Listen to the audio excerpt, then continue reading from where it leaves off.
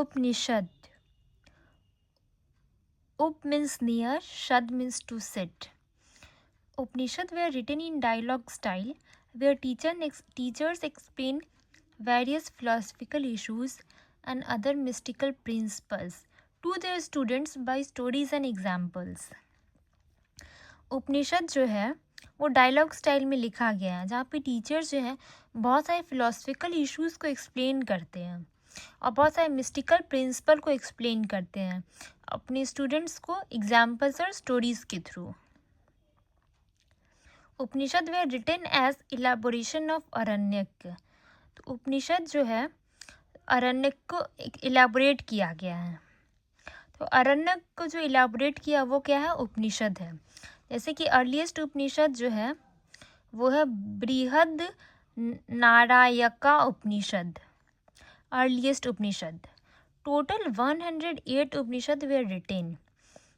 Upanishad discuss various issues of philosophy, mysticism, skepticism, etc. like creation of universe, purpose of creation, nature of universe, purpose of life, sufferings of life, method to end suffering, nature of death, existence after death, etc.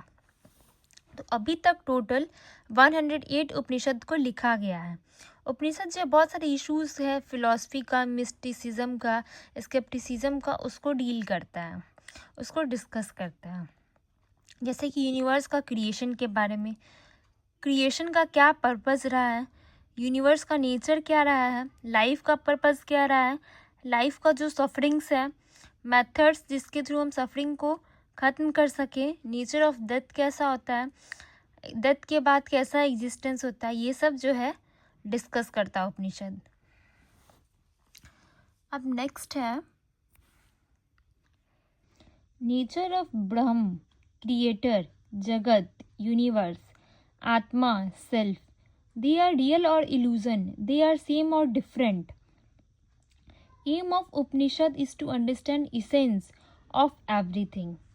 तो ब्रह्मा का जो nature है, जो creator का जो nature है, जगत, universe, atma, self, ये सब रियल है या फिर एक बस इल्यूजन है. दे आर सेम, अद्वैत्व, या फिर वो सेम है या फिर डिफरेंट है, द्वैत्व. तो ये जो है नेचर जो है ब्रह्मा का, जगत का, आत्मा का, ये सब रियल है या फिर इल्यूजन है या फिर सेम है या फिर डिफरेंट है. तो उपनिषद का जो एम है वो सब चीज़ की इसेंस को अंडरस्टैंड करना है, तत्व को समझना है सब चीज़ के. इसीलिए ये जो डिस्कशन है उसको हम क्या कहते हैं? तत्व मीमांसा. Upanishad are consider to as the beginning of all the streams of philosophy developed in India. तो उपनिषद को क्या कंसिडर किया जाता है? जितना भी स्ट्रीम्स है फिलोसफी का जो इंडिया में डेवलप हुआ है, उपनिषद को उसका बिगनिंग कंसिडर किया जाता है. Upanishad are the last part of Vedic literature. Upanishad जो है वैदिक लिटरेचर का लास्ट पार्ट है, इसीलिए उसको वेदांत कहा जाता है, एंड ऑफ वेदा. इसलिए उपनिषद को क्या कहा जाता है? वेदांत कहा जाता है, जहाँ पे वेदा का समाप्ति होता है. Upanishad are the pinnacle of Vedic thought, therefore they are called Vedanta ultimate peak. Upanishad को वैदिक थॉट का पिनेकल कहा जाता है, इसीलिए उसको वेदांत अल्टीमेट कहा जाता है, अल्टीमेट पीक. ये लास्ट रहता है, इसके बाद कुछ नहीं है.